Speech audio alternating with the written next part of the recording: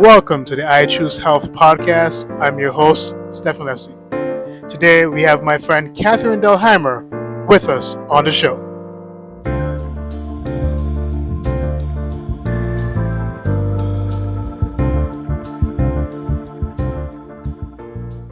Welcome back to season 2 of I Choose Health.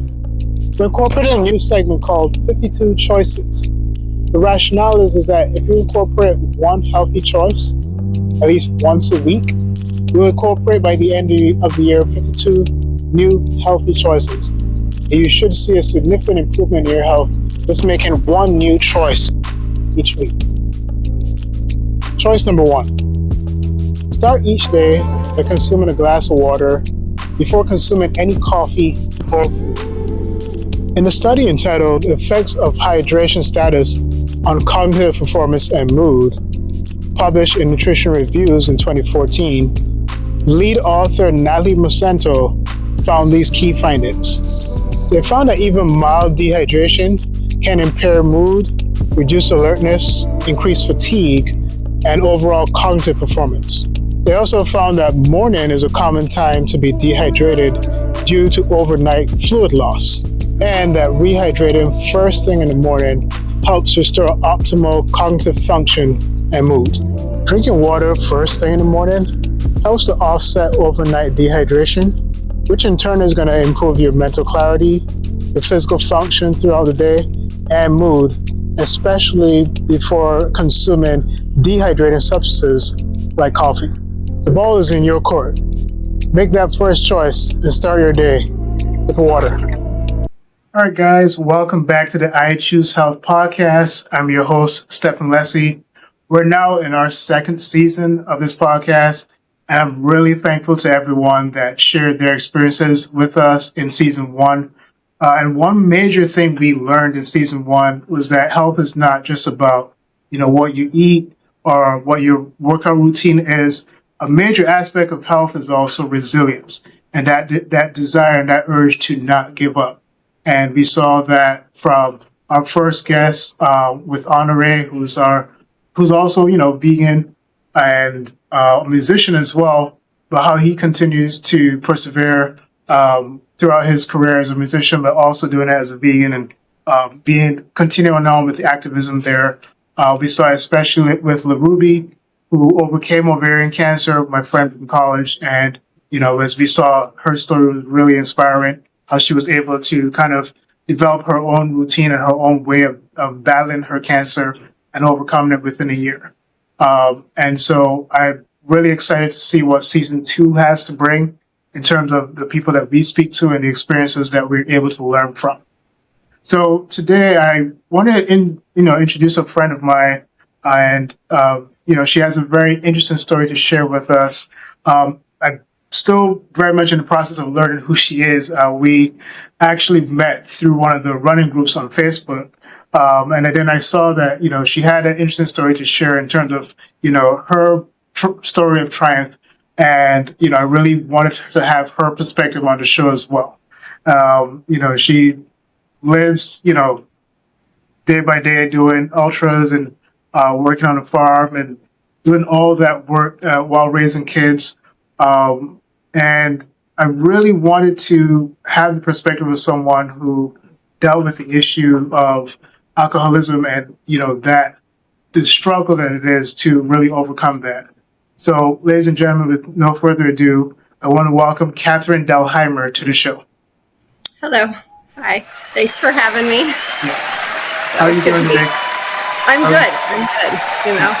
It's warm here. It's like almost 80 degrees here in the middle of spring and windy, but can't complain. So. Okay, great. All right. So, Catherine, I wanted to take us back to the beginning and, tell us where you're from, your upbringing, what were your goals and aspirations growing up?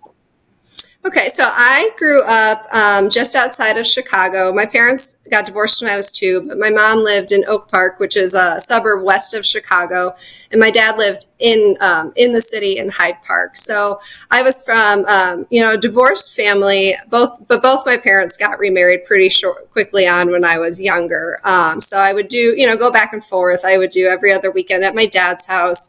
every Wednesday night at my dad's house for dinner. And then I went to school in Oak Park with my mom. So my childhood really was nothing exceptionally trying. I know I had a hard time with the divorce, but there was no big moments where I had a huge loss. There was no like traumatic experience that kind of sent me down the alcoholism path. When I was 8, I started riding horses, and I was a huge horse girl. I didn't run back then. I was into horses. That was my life up until actually my 30s. But with the horse crowd, as I started riding more, making friends at the barn, everyone there was very big into drinking. It was just kind of the culture of the barn. The older adults would sneak us alcohol, and I had my first drink when I was 12. My parents don't know that. Yep, I had one beer, and I didn't think anything of it. I was just like, okay, well, this is what the adults do. So I had a beer, and nothing exceptional happened then. And I think a few weeks later, I had a glass of Southern Comfort, and I didn't even realize there was a difference between hard liquor and beer or wine. I didn't know anything. I was young. But I never told my parents. And then I don't think I drank that much, from 12 till high school, just a little here and there. But my mom always told me alcoholism ran in my family.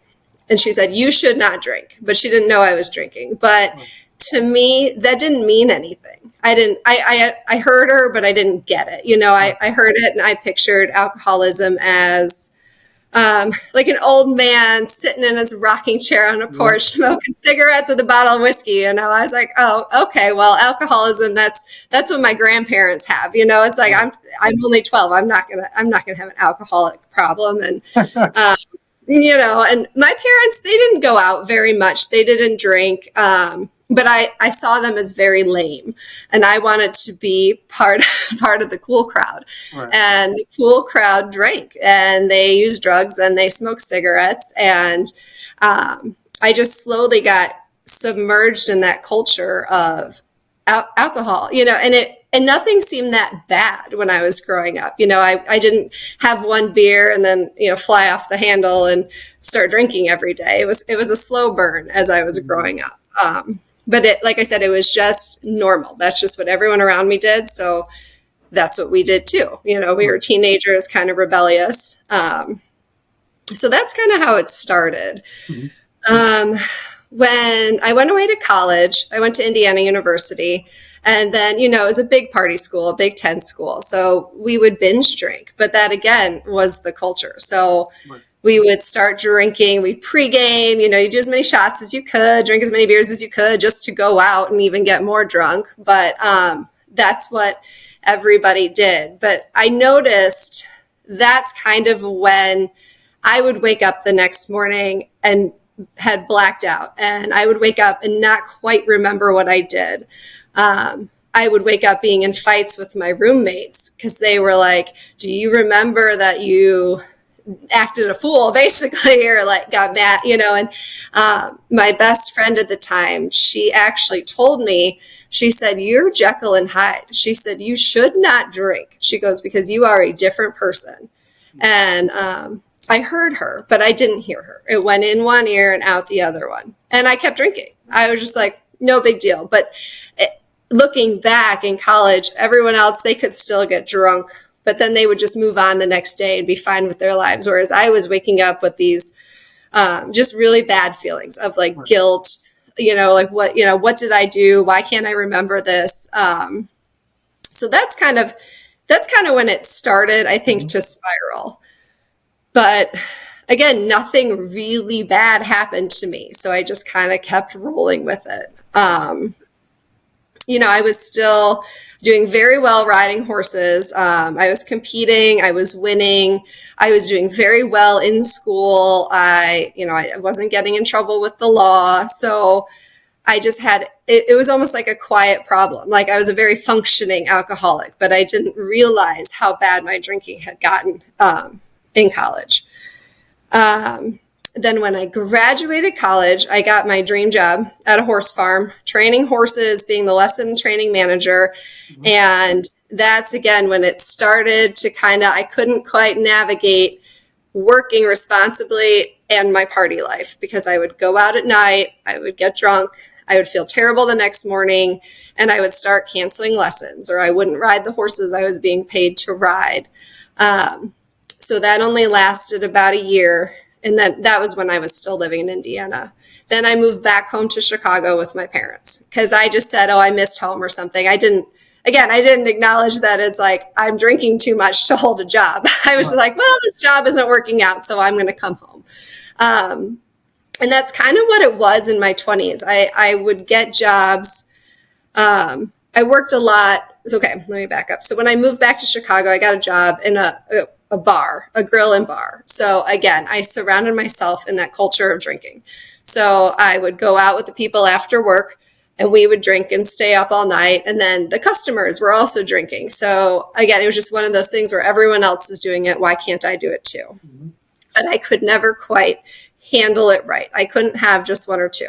I would drink and drink and drink until I blacked out. And then I would feel terrible the next day. And all through my 20s, the same thing that happened at the horse farm kind of happened at these different bar and grills that I worked at. I would get a job, do well, then start drinking, and then like my drinking self would come out and people would start to not like me. So then I'd be like, well, it's time for a new job. So I would just leave and start again and have this fake persona at this new place where like, okay, well, no one knows how bad I actually drink. So I could hide it for a little while, and then it would kind of come back out. And so all of this like self-reflection, I can tell you now, I did not have it then. I didn't realize this was going on. So that was through my 20s. And then I got pregnant with my daughter when I was 31. And I was not married to her dad or anything, but that was the most biggest blessing I've ever had in my life. So I got pregnant with my daughter, and I instantly stopped drinking. And I stopped drinking for 18 months. It was easy for me to stop. I had no problem stopping. So I stopped during the whole pregnancy, and I stopped while I was nursing.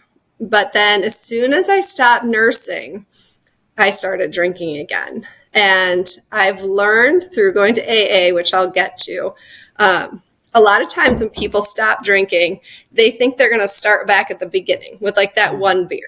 But what really happens is you start back right where you leave off, and you shoot up into this just crazy amount of drinking, binge drinking. You don't have that like starting over phase. You'd never start over. Your body just goes right back to the consumption you had. And usually you spiral really out of control, which I did.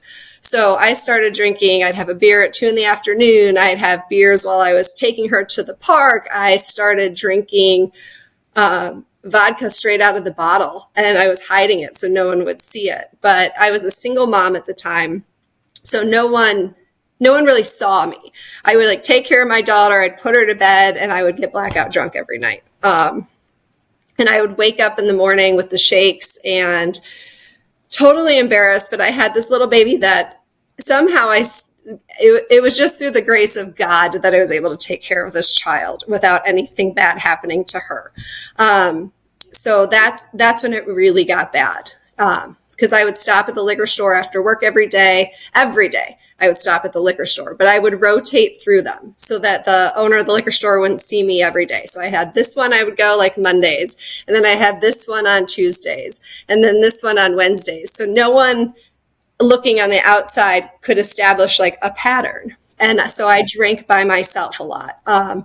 And that's when it really was bad, because it's not normal to drink by yourself and get blackout drunk every night. But I just did it. And I didn't even realize how bad it was. It was just something my body needed it. I couldn't stop. I felt so bad in the mornings that I couldn't wait to get off of work to just start drinking again. I know you said that in your 20s, you lacked the self-awareness to see, what was happening. Would you say even at this point, after having your first child, that it was even becoming apparent that there was an issue, or was it still like, was it that 18-month period where you were not drinking? where you felt like, oh, this is not a problem. You're like, I could just stop. Like, Yeah, I did, right. I didn't think it was a problem. And because I could stop so easily, and I was so happy being pregnant, and I was like on cloud nine. And then I was like, well, I'm a mom now. I'm not going to go back to where I was, because I don't need to go out. I've got this beautiful little daughter. So no, I did not realize it was a problem. And I didn't realize how quickly I spiraled back into, it wasn't even into what I was doing before. Before, I would drink with friends. I would drink going out. It became, I would just drink by myself out of a bottle of vodka when my daughter was in bed, and no one saw it. I didn't need like the social life anymore to drink. I just had to drink. And I kind of realized it was a problem, but I didn't know what to do, because I didn't want to tell anybody, because it was embarrassing. And I didn't know how to stop. And I didn't want to go to AA, because I was, a single mom, and I was like, I don't want them to take my kid from me. So I just hid it. I hid it from everybody. And I think I did. Some people might have noticed, but in my mind, no one had any idea. I put on this front of being, the best mom and being the single mom, and, I'm working so hard and everything's going well. But deep down, I wasn't, I was sick. And I was gaining weight, and I wasn't eating well, and I looked bad. I remember my parents came over one day and they said, your skin is gray. And I was like, oh. I was like, maybe I need better face lotion, but that wasn't it. I was really like, I was destroying my body. So I met my current husband, my only husband I've had. We met online dating. So I was a single mom. He was a single dad, and we met through Match.com, actually. So we didn't live near each other. So again, he had no idea of my history of all this drinking. And he drank, but he didn't drink to the extent I did, but he did drink every day. So when we started dating, I was like, oh, someone around that drinks every day too. Cool. He does it. I do it. I don't have a problem because he doesn't have a problem. So again, I just justified the drinking. I was like, if he can do it, I can do it. But he could have 1 or 2 beers a night, and then I would need to polish off like a 12-pack. And then we moved in together, and we got married. And this happened really quick. We moved in together after 8 months. But what would happen was I would work, and on the way home from work, I would buy little shooters and I'd drink them. So when I got home, when he had his first beer, I was having my first beer, but I was already like 3 shooters deep, and he didn't know. I would hide it. So that behavior of hiding how much I was drinking, that eventually he started to catch on. He was the first person that was like, wait a sec, she is like completely in the bag, and I've only seen her drink 1 beer. So he started watching me and paying attention and figuring out that I was hiding it. So he was the one who started telling me, he's like, you have a problem. He's like, you need help. And it did not go over well. We fought a lot, and he originally thought, he's like, well, I don't need to stop drinking because he didn't have a problem. So he was like, I'm going to keep drinking, but you have to stop drinking. And I said, I'm not going to stop drinking. You're not going to stop drinking. I said, that's not how it's going to go. But we got married in June of 2019. And I don't even remember our wedding. I got so drunk that I blacked out and woke up in the middle of the night. All the guests were gone. The kids were over up the road at his mom's house. And I don't remember my wedding. And that's embarrassing because I thought, from the pictures it looked beautiful, but I wasn't present because I was just drunk. So after the wedding, he really kind of came down on me. He said, this isn't going to work. He said, either you need to go get help or we're going to get an annulment. He's like, because this is you're out of control. And he took all the alcohol out of the house, and he actually stopped drinking in June of 2019. And he hasn't touched a drop since. Because he's like, I can't control you, but I can control me, and I'll get it out of the house.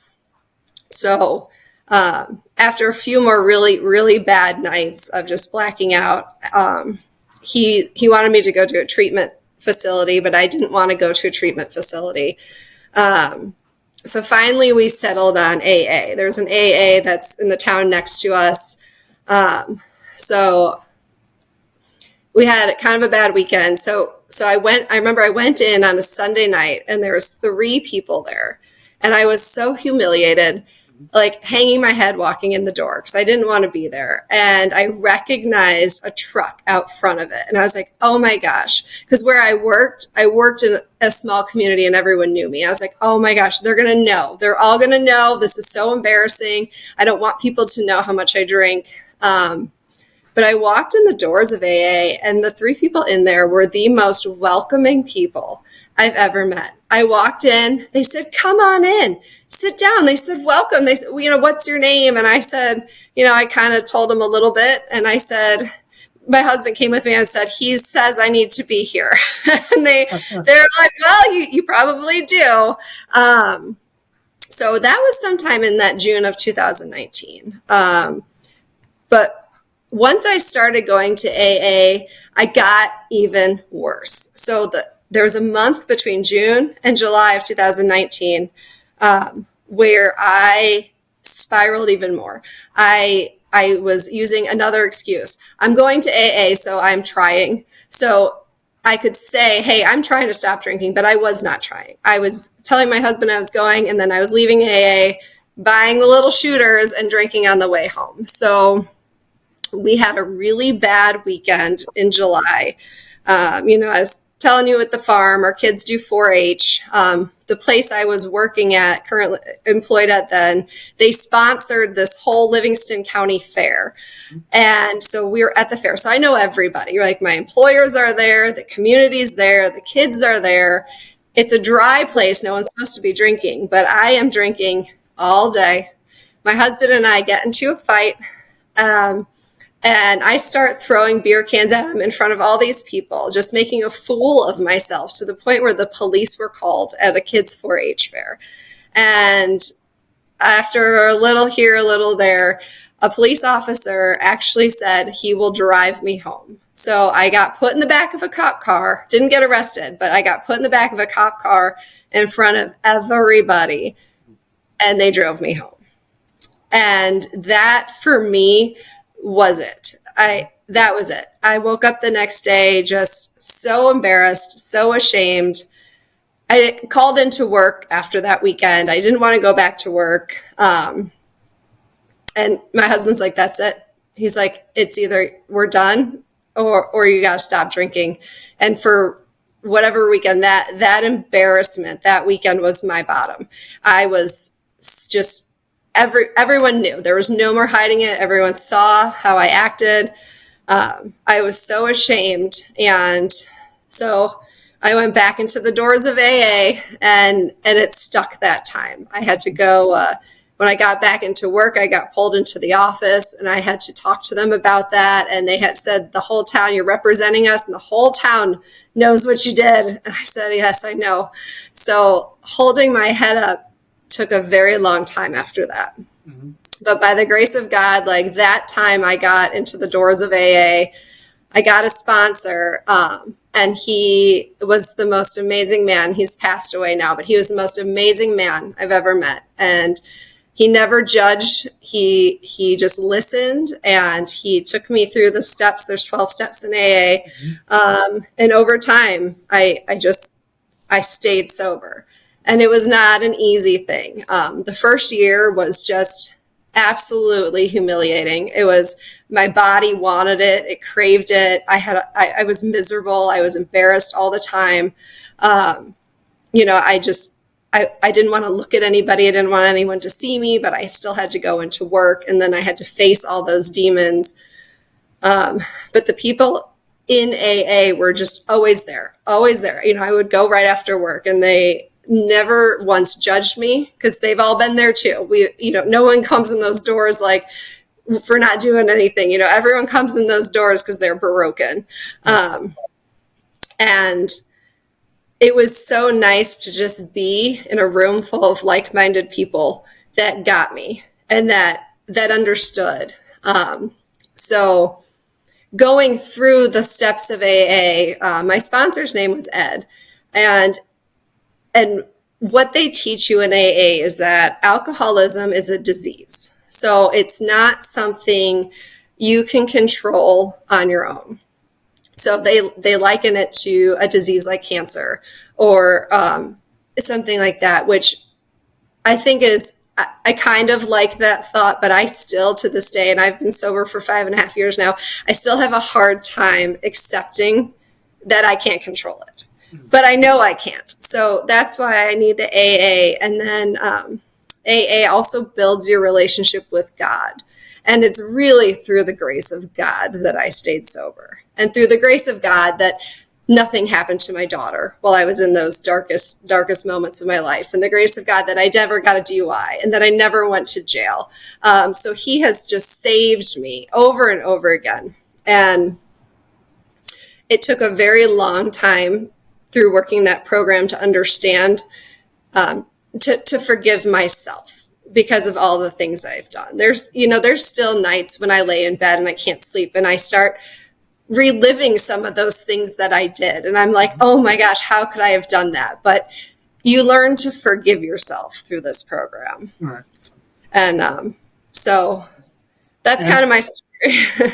I know that usually, people do have fears about, developing a particular addiction or habit. But I want to know if there were any fears that you had when it came to quitting drinking, right? Where, let's say you got so maybe dependent on something and now you have to give it up. Were there any fears associated with quitting drinking? Yes. I didn't know who I was without alcohol. So I didn't know how to go out without drinking. I didn't think of myself as a super special person. So I would rely on alcohol to be social. I would rely on alcohol. Actually, I didn't get into the super long distance running until I stopped drinking, but I was running while I was drinking. And I actually became reliant on alcohol to run. I would have a beer before I ran because it would make me feel better, which I think is completely counterintuitive and crazy. But it is it's a crazy disease. Your brain just thinks it needs it. The first 2 weeks when I stopped drinking, I felt very off in my brain. My muscles were kind of twitching. There was a few times where I kind of felt almost like an out of body experience. And I've learned that some people have these seizures when they stop drinking because your body is so dependent on it. And I do think I was very close to having a seizure when I first stopped because there was some times when I was standing there at my job and I was like, I'm not right, but I never actually dropped to the ground, thank God. But yeah, there was a lot of times where I just felt weird, felt off. I didn't know how to handle emotions anymore because drinking was how I handled emotions. So if I was angry, I would drink. If I was happy, I would drink, anything. So now stopping alcohol and having to feel everything, that was scary, and then not being able to go out and socialize. That's what I knew forever because I was in the bar scene forever. That was embarrassing, because everyone would come into work on Mondays and tell their weekend stories. And I was like, I had nothing to say anymore because I sat at home all the time. And I used to think that was so embarrassing and bad. But now that's all I want to do is sit at home. I think it's the best thing in the world. I love being home at night and sleeping, So. Oh, man. And, I know you spoke about how important your husband was in terms of, first helping you to realize that there was a problem. Speak about how important he was throughout this process and then also just continue to help you to be successful throughout this process as well. Yeah. So he, like I said, he was the first person that really called me out on it. And he never left my side. He threatened to, but he didn't. He stuck with me through the ups and downs. And he stopped drinking also, it's definitely huge. I think anyone that is trying to stop drinking in a household where other people drink, it's very hard to be successful that way. It's not impossible, but it's a lot harder. He encouraged me to go to meetings. He would go to meetings. He started going to Al-Anon, which is a meeting for families of alcoholics. We had daily readings. I would read they're 24 hours a day. There's daily reflections. And he had his Al-Anon readings. So every morning we would sit together on the couch and he would read his readings and I'd read my readings. And just kind of the constant, if we were starting to fight or if I was getting kind of gnarly, he'd just be like, go to a meeting. That's what you need. So, so he did, he really supported me through all that. And I probably don't give him enough credit ever, because I don't think I could have stopped without him. I didn't have anyone that cared enough to stick around long enough to get through it, and it's pretty amazing, the way he was put into my life like that. Yeah. And with the kids, I am very, very fortunate. This happened while they were younger. So my daughter doesn't remember me like that. The older kids, the one is 16 now. She might remember a little, but not really. It's not like that fresh wound that's never going to heal. So again, I really feel like God has been there and helped me tremendously through all this. And I'm just eternally grateful for everyone he has put into my life to get where I am today. And, I know you've spoken about what life has been, since you've been sober. Well, just speak a little bit about how, what has changed, what is different now, you said 5-6 years sober. What has changed significantly now? There is a lot of my reactions have changed. It's like you talk about the mindset and the living. It's not feeling sorry for yourself. But the saying they say in AA is living life on life's terms. So life's going to happen. It's going to happen regardless if you want it to happen, if you're sitting on the couch or if you're outside running. So life's going to throw you curveballs, and a lot of it is how you respond. So responding to disappointment, responding to excitement, responding to someone making me mad. Self-control of my emotions. I think that has changed the most, because I can let things, I'm not perfect at it, but I can let things roll off my back a lot better now.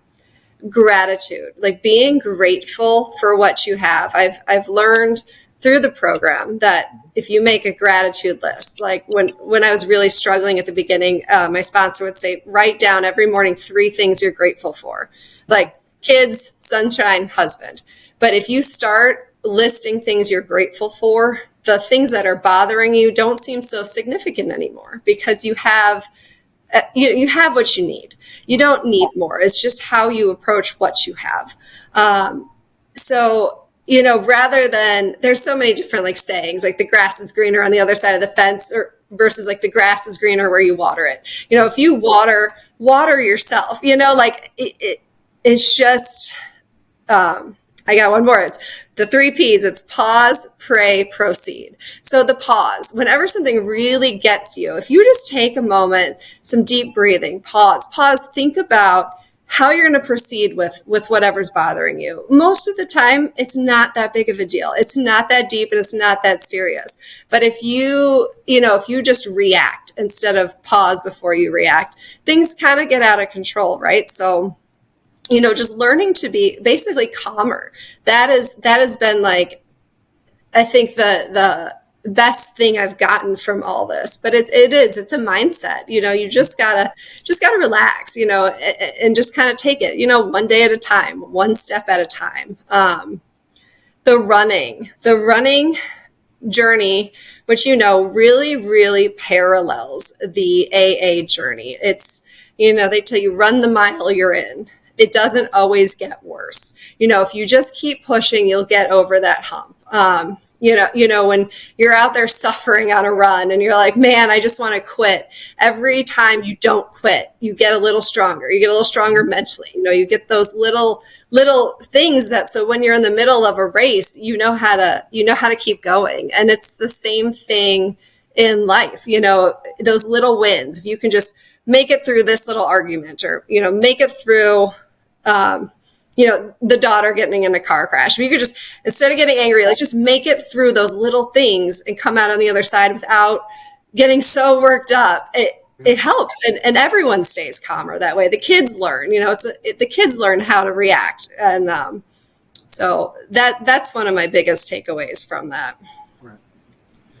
And, we've already spoken about, picking up running. What surprised you most about yourself during this discovery or through this journey?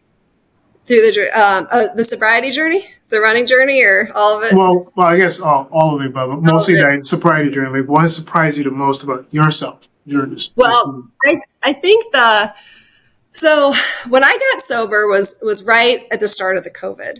And where I was working before COVID, I said I embarrassed myself there, and I had to go back and face it. And that job never really smoothed out for me. And then during COVID, I got furloughed. So I spent more time at home. And I didn't grow up farming. My husband did, but I didn't. So when I was furloughed sitting at home, I decided, I was like, well, my husband helped me. He was like, why don't you learn how to drive a tractor? Why don't you learn how to drive the combine? He's like, why don't you learn how to work the cattle a little bit better? So I slowly started integrating myself in the farm. And by the time the furlough was over and the decision was on the table, like, do I go back to work or do I farm full time? My husband was actually like, you should stay here and farm. He's like, you don't need to go back. And that was huge because it almost came full circle for me in a different animal, but with the horses and like that opportunity I had that I blew because of the alcohol, like God has placed the opportunity to raise and work and live with animals again back into my life now. And I never thought I would have another chance to do that again. And I'm just so thankful for it because I thought all those bad decisions I made, I thought it was done. But if I step back and look, it's really just come full circle again. I mean, the cows aren't the horses, but they're still like these big animals you can love on. And, there's a couple that let me ride them. So I can sit on their backs and, they're sweet, they're sweet. They are really amazing sentient beings. When I grew up in Barbados, I actually I didn't have a cow. My next door neighbor had a cow. And so we would have these particular vegetables or fruits that were called breadfruits. And so they would fall out of the tree. I would pick them up and I would go over to the cow and feed it. So I would kind of connect with the cow at that moment. So there are amazing cows, amazing animals. They're not horses, but but they're amazing in their own way. Yeah, they are. So at this point, like, if you can explain to listeners, what myths or misunderstandings about alcoholism do you want to clear up, or do you think need to be cleared up? I think one of the biggest myths that people think is that they can just stop. I think it's from both sides. It's the person with the drinking problem, and it's also the family members. And a lot of times it's the family members that have the harder time with it. They say, I don't understand why you can't stop drinking for your family, or I don't understand why you can't just have one. Like, I can have one. Why can't you just have one? And that's where they have to understand it's a disease, like the way your body, like I said, I have a hard time thinking of it as like that, but your body doesn't process alcohol the way most people's does. It locks in there in your brain or whatever, and it just craves it, and you need it, and you don't. It's almost like you need it, like you need to breathe. So the fact that, like, why can't you just stop? Like, people need to understand you literally cannot just stop. It just doesn't work that way. You need a support system, which is like through AA, and through AA, they do your higher power, who I call God. Not everyone does. Everyone has their powers, whoever, but you need someone, God, I'll just say God for this podcast, God to take your power away. So it's God's will. It's not your will, because when you're trying to fight yourself, you're going to probably lose. But when you put someone else in control, like you put God in control, it just, the weight gets lifted off your shoulders, and you don't have to control everything anymore. Like someone else is taking care of that for you. So you can just focus on you, and AA, the support system and the people that are part of it are there. They're there. They will help you through it. They will talk you through it. They have been there. A lot of people coming new into the program think, no one will understand them, or they're the only ones who have done X, Y, or Z. And that's not true. You're going to find someone in there who has had way, way worse experiences than you. And they don't judge. I mean, at least the people that I've been blessed to know there, no one judges. They're just there to listen, and they're there to give advice through their own experiences.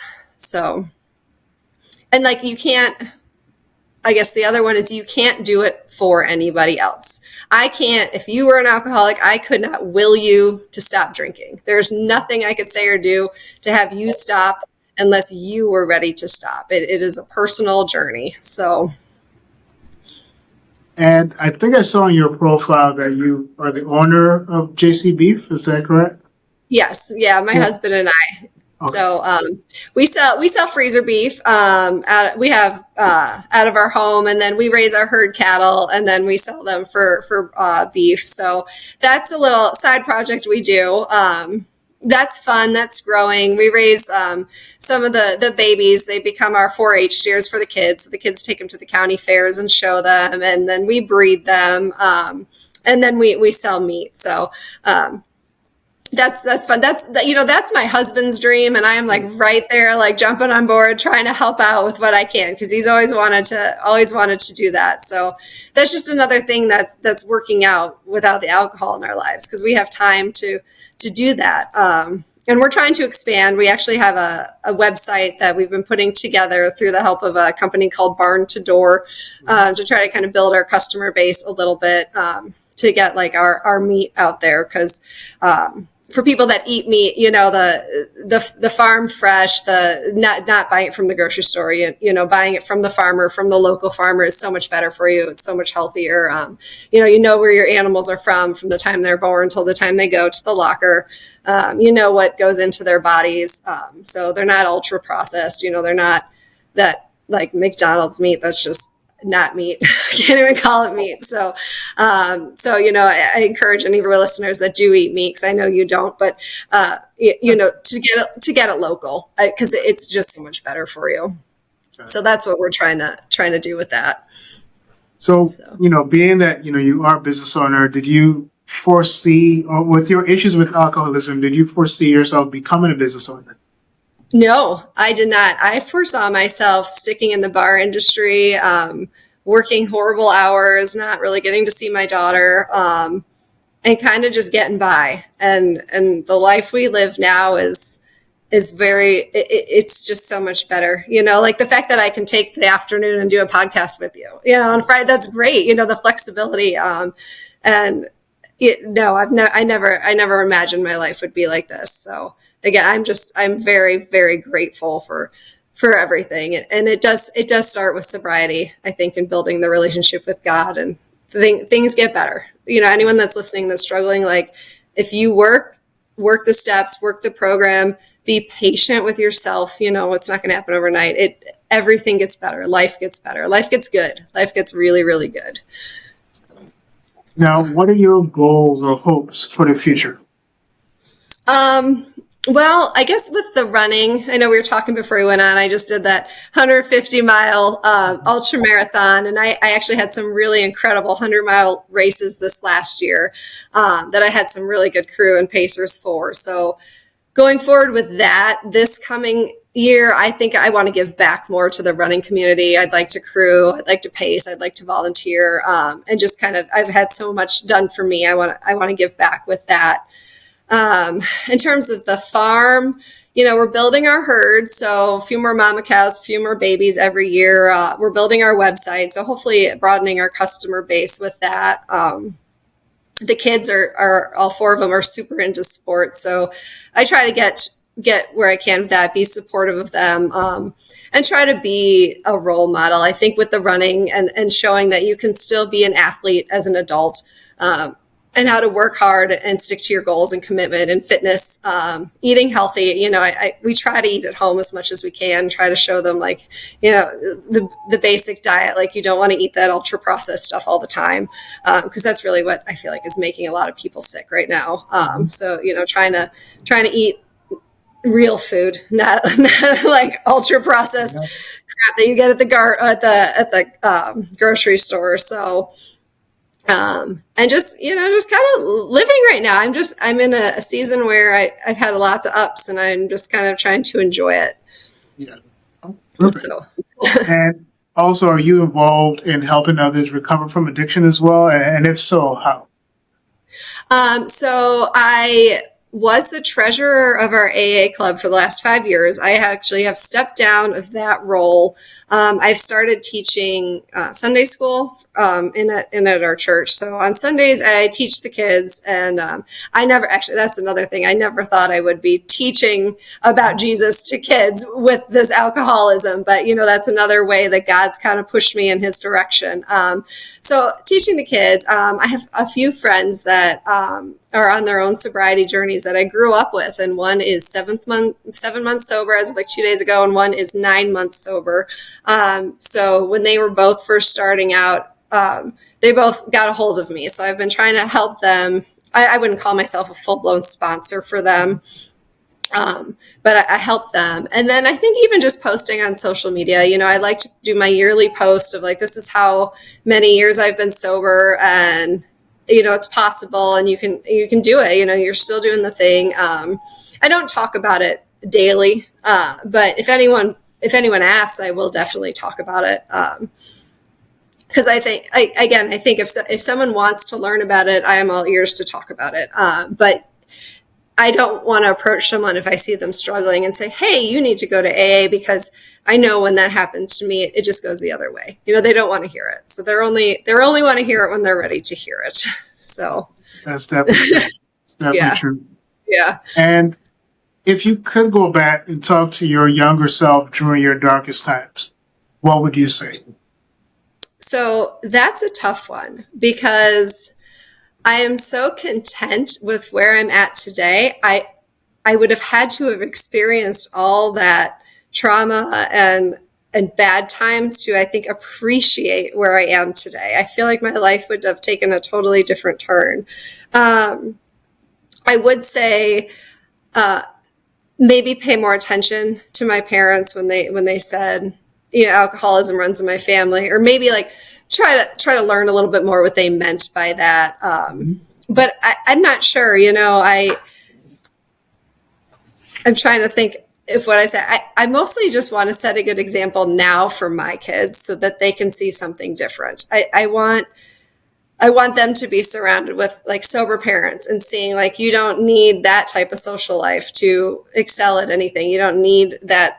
You don't need that to feel validated. Like, you don't have to go out and try to find alcohol every night to have fun. Like, you don't even need to go out. You can get up early and exercise and enjoy your day and then go to bed. You don't have to stay up all night partying, because it's not really productive for anything. So. And Catherine, I definitely want to thank you for sharing this with us. And, before we close, I definitely want to share some statistics from the CDC and what they're saying in terms of alcoholism. So it says that excessive alcohol use is a leading preventable cause of death in the United States. About 178,000 people die from excessive drinking each year. These deaths occur from both drinking alcohol over several years or drinking too much on one occasion. Everyone can take steps to protect their own and others' health and learn about proven ways to prevent excessive alcohol use. Alcohol is the most common substance among people, and which is really interesting in this statistic, used among people 12 and older in the United States. It's kind of what you said when you were 12, the first time you had a drink. And then also excessive alcohol use, which refers to drinking in ways that can negatively impact health, is a leading preventable cause of death in this country. And so kind of speak to, well, I guess you can kind of speak to like, obviously how preventable it was. You spoke about how your parents let you know. Maybe they didn't go into details of like the dangers of drinking, but just kind of speak about that and just the blessing, I guess, that it is to realize these statistics of people who die from overuse in terms of drinking each year, and you are still here, right? You're still a testament to the fact that you didn't become that statistic. Yeah. Well, I think it's unfortunate in our society today that alcohol is like front and center. You see it in TV shows, you see it in movies, you go out to eat, they hand you the wine list. Everywhere you go, it's promoting alcohol. And I don't think this is my opinion, but I don't think there's any healthy amount of alcohol. I think, sometimes people say, well, they've said that a glass of red wine one time a night is good for you. But then I'm pretty sure I've read that study's actually been debunked and that's not true. So I think, unfortunately, in society today, alcohol is just thrown and crammed down everybody's throats. And if people could just kind of wake up and realize it's like a propaganda, like they don't need the alcohol. That's just, it's a money maker. It's almost like they're preying on people to get them hooked on this product so that they just keep buying it and keep drinking more of it. And, it's got to be $1 million or $1 billion industry with all the restaurants and everything. And I think it's unfortunate because I know that was one of my things. I just felt that's what everyone does. So that's what you need to do. And you don't. And I hope the movement catches on, that I hope people are starting to drink less. I know my two girls that are in high school, they start going out now to Bible studies on Friday nights, which is something I would have never done that in high school. I was too much of a wild child, but they're doing that. And I hope in a small part it's because they see how me and their dad are living our lives. I hope that, instead of going to a party, they're going to go to a Bible study. So I think, planting the seed, like through this type of podcast and through talking about it, that alcohol really is a poison, and you don't need it. You don't need to celebrate with it. And like, I get there are people that can have a drink or two and it's fine, but at the same time, why do you, I don't even feel like you need it. Why do you need that to celebrate? Why can't you just give a high five and a hug, but it's just what it is in society. But if you think back to like when we were kids, little, like cigarettes were the same thing. The Marlboro Man was up on the billboards and this is what you did. And then now look at, finally, they've taken cigarettes and, they're finally so bad. But I kind of feel alcohol, I'm hoping, is on the same path. I'm hoping kids are starting to see, it seems like it, at least in my neck of the woods, a trend where they don't drink the way I did when I was a kid. It's not quite as common. It's not looked on as cool as much as it used to be, or that's what I'm hoping, because like with those statistics, it is. And so many people get addicted to it. And so many people are functioning, quote unquote, alcoholics like I was, where you won't know their inner struggles. And it's not a way to live. You don't want to wake up with regret every single day and hide and be in hiding, because like what I was, no one really knew how much I drank. No one really knew the internal struggles I had and the guilt